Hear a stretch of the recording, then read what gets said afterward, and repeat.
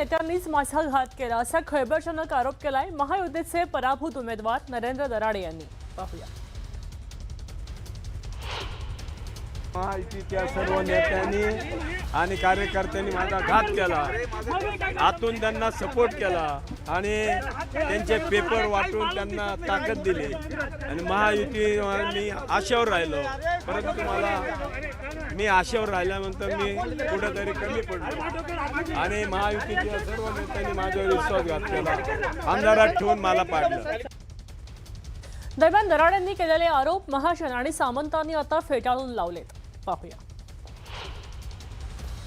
हरलेले असल्यामुळे थोडं वेगळ्या मनस्थितीमध्ये आहे, पण त्यांनाही कल्पना आहे, शिंदे साहेबांनाही माहिती आहे, उदयजींनाही माहिती आहे, दादा भुसे पण होते, सर्वांना माहिती आहे की किती प्रयत्न मी त्या ठिकाणी केले आणि मी असा माणूसच नाही, माझ्या हे रक्तामध्येच नाही की एकदा ठरलं की ओठात काही पोटात काही, हे हा माझा स्वभाव कधीच नाही आजपर्यंत 40 वर्षाच्या राजकारणामध्ये। पण महायुतीतले ते नेते कोण आहे हे दराडेंनी जाहीर केलं पाहिजे।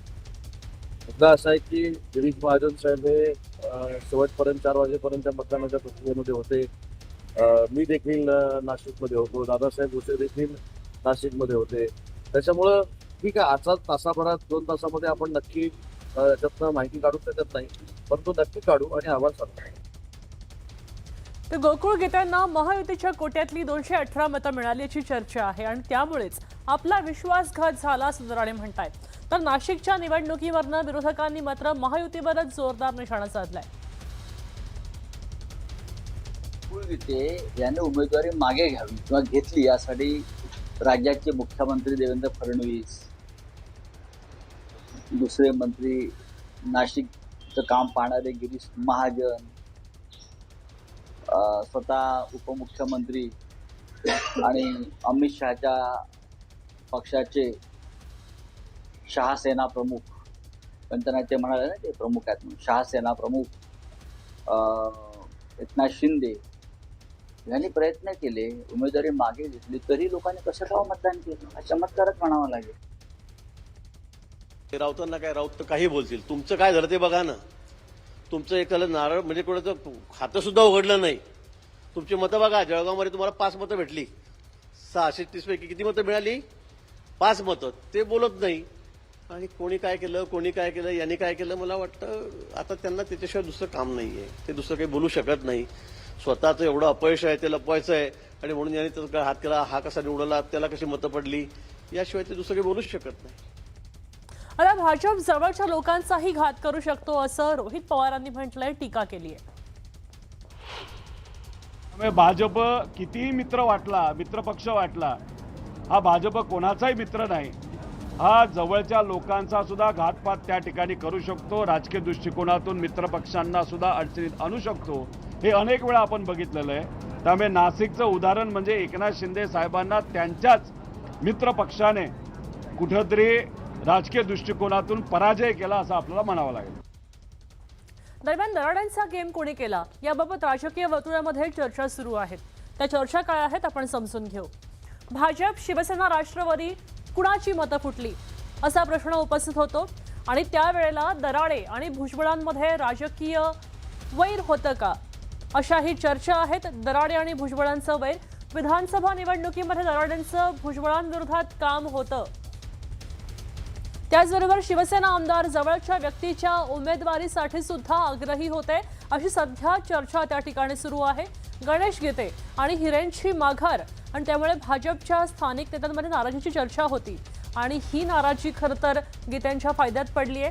दराडेंच्या उमेदवारीवरनं पक्षात सुद्धा नाराजीची चर्चा होती आणि गोकुळ गीतेंच्या कार्यकर्त्यांकडनं छुपा प्रचार केला गेला असंही म्हटलं जातंय।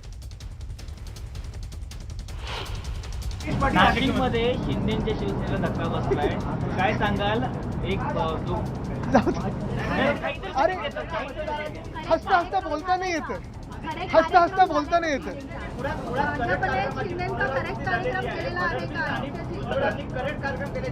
अरे ये तो सिर्फ ट्रेलर है। जे रडतायत ते रडू दिसू नये म्हणून त्या अशी ऍक्टिंग करतायत, त्यांनी फक्त आता ऍक्टिंगच करावी, कारण आता त्यांच्यासमोर फक्त तेच काम राहिलेलं आहे, पक्षाचं काम काही त्यांना करता येत नाहीये। दोन महत्वाची खाती असलेलं कॅबिनेट मंत्री या खात्याची कामं सोडून तळ ठोकून बसलेला नाशिकमध्ये एक वेगळाच निकाल लागला। महायुतीकडे 466 मतांचा कोटा आणि समोरचे उमेदवार गोकुळ गीते आणि हिरेंनी पाठिंबा जाहीर केला आणि तरी सुद्धा नरेंद्र दराडे यांना पराभवाचा सामना करावा लागला।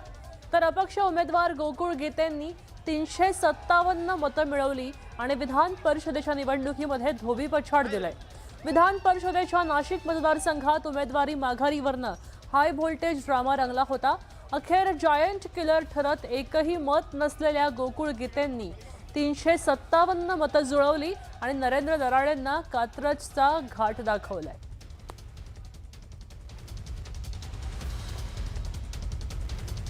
सर्वात आधी आपण पाहूया की निवडणुकीमध्ये मतांचं गणित नेमकं कसं होतं। भाजपला किती अपेक्षा होती? आपण पाहतोय भाजपला 188 मतं, शिवसेनेला 171 मतं, राष्ट्रवादी काँग्रेसला 107 मतं आणि एकूण मतं होती 466।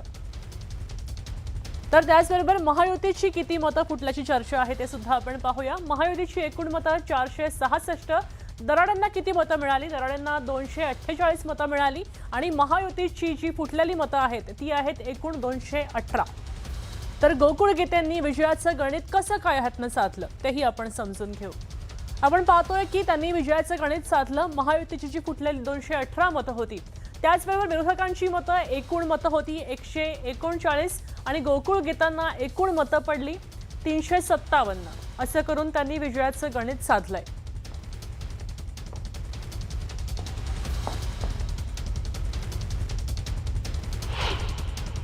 काय भावना आहे? 100% माझा बाप काढला होता म्हणूनच मी त्या ठिकाणी माझा फॉर्म कायम ठेवला होता आणि त्याचाच परिपाक आज माझ्या निकालात दिसतोय।